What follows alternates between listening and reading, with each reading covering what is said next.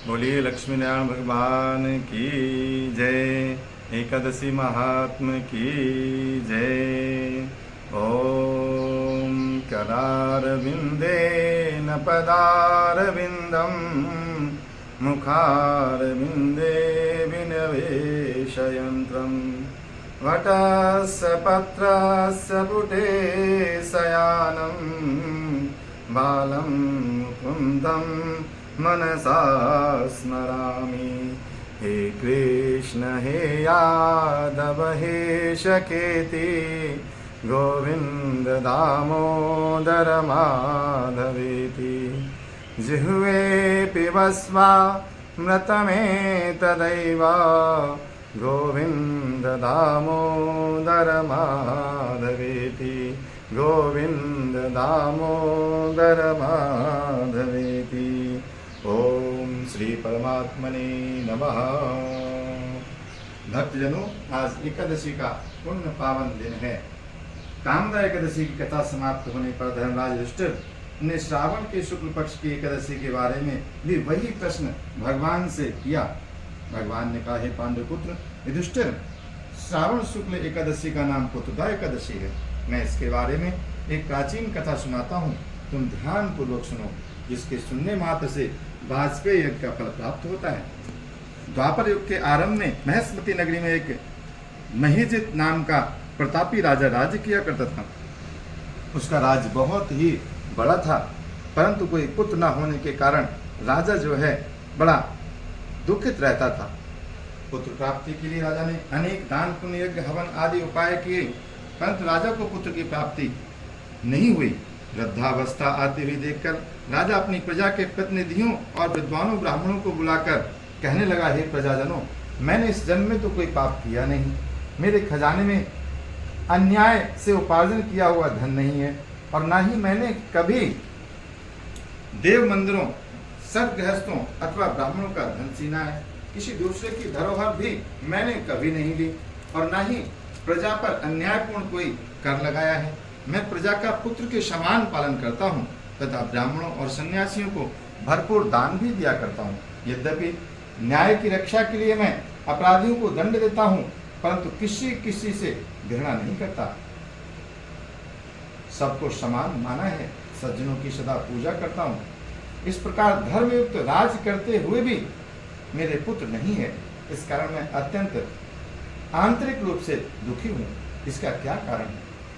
राजा महीजित की इस समस्या के निवारण हेतु प्रजा के प्रतिनिधि तथा मंत्रीगण वन में जाकर बड़े बड़े ऋषियों और मुनियों के दर्शन करते हुए किसी विद्वान तपस्वी की तलाश में लग गए। एक आश्रम में उन्होंने एक अत्यंत वयोवृद्ध, धर्म के ज्ञाता, बड़े तपस्वी, परमात्मा में मन लगाए हुए निराहार, जितेंद्रिय, जितात्मा, जित क्रोध, सनातन धर्म के गुण तत्वों को जानने वाले समस्त शास्त्रों के ज्ञाता महात्मा लोमस मुनि को देखा। एक कल्प के व्यतीत होने पर उनका एक रोम गिरता था। लोमस ऋषि का इतनी अधिक अवस्था थी कि एक कल्प जाने के बाद तब एक रोम गिरता था। सबने जाकर लोमस ऋषि को प्रणाम किया और उनके सामने बैठ गए।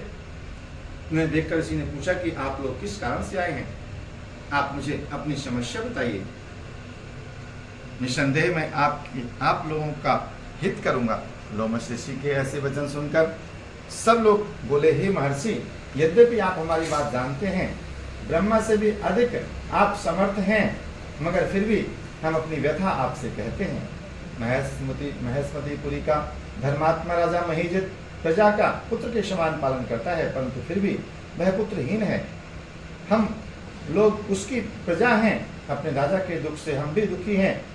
हमको पूर्ण विश्वास है कि आपके दर्शन से हमारा यह संकट अवश्य दूर हो जाएगा, क्योंकि महान पुरुषों के दर्शन मात्र से अनेक कष्ट दूर हो जाते हैं। आप कृपा करके राजा के पुत्र होने का उपाय बताइए। यह वार्ता सुनकर लोमस ऋषि ने थोड़ी देर के लिए अपने नेत्र बंद किए और राजा के पिछले जन्म का वृत्तांत ज्ञात कर लिया। लोमस ऋषि ने स्नेहासिक्त वाणी में कहा, हे महानुभावो, आपका राजा पूर्व जन्म में एक निर्धन वैश्य था। निर्धन होने के कारण इसने अनेक बुरे कर्म किए। वह एक गांव से दूसरे गांव व्यापार करने के लिए जाया करता था। एक समय ज्येष्ठ मास के शुक्ल पक्ष की द्वादशी के दिन मध्याह्न काल के समय, जबकि वह 2 दिन का भूखा प्यासा था, एक जलाशय पर जल पीने गया। उस स्थान पर एक तत्काल ब्याही हुई गौ जल पी रही थी। राजा ने उस प्यासी गौ को जल पीने से हटा दिया और स्वयं जल पीने लगा। इसी पाप के कारण राजा को निपुत्री होने का दुख सहना पड़ रहा है। एकादशी के दिन भूखा रहने से वह राजा तो बन गया, लेकिन प्यासी गौ को जल पीने से हटाने के कारण पुत्रहीन रह गया, इसलिए उसको ये दुख सहना पड़ रहा है।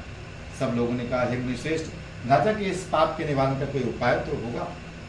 अतः राजा का यह पाप नष्ट हो, आप ऐसा कोई उपाय बताइए। लोमस मुनि ने उत्तर दिया, श्रावण मास के शुक्ल पक्ष की एकादशी को पवित्रा एकादशी का व्रत और रात्रि जागरण करें तो पूर्व जन्म का यह पाप नष्ट होकर राजा को अवश्य ही पुत्र की प्राप्ति होगी। लोमस ऋषि से उपाय जानने के बाद सभी व्यक्ति नगर को वापस लौट आए। जब श्रावण शुक्ल एकादशी आई तो सबने मिलकर ऋषि के आज्ञा अनुसार राजा सहित पुत्रदा एकादशी का व्रत और जागरण किया। इसके पश्चात द्वादशी के दिन इसके पुण्य का फल राजा को दिया। उस पुण्य के प्रभाव से रानी ने गर्भ धारण किया और प्रसव काल समाप्त होने पर उसके एक बड़ा तेजस्वी पुत्र उत्पन्न हुआ। अंत में भगवान कृष्ण ने कहा कि हे राजन, इस श्रावण शुक्ल एकादशी का नाम पुत्रदा एकादशी है। अतः पुत्र की कामना को ध्यान में रखते हुए जो भी मनुष्य इस एकादशी का श्रद्धा पूर्वक व्रत करेंगे उनको निश्चय ही संतान की प्राप्ति होगी और आगे चलकर धन धान से परिपूर्ण होकर भगवान के श्री धाम को प्राप्त होंगे। बोलिए लक्ष्मीनारायण भगवान की जय। बोलिए एकादशी महात्मा की जय। ओम श्रीमन्नारायण नारायण नारायण, भजमन्नारायण नारायण नारायण, श्रीमन्नारायण नारायण नारायण, श्रीमन्नारायण नारायण नारायण।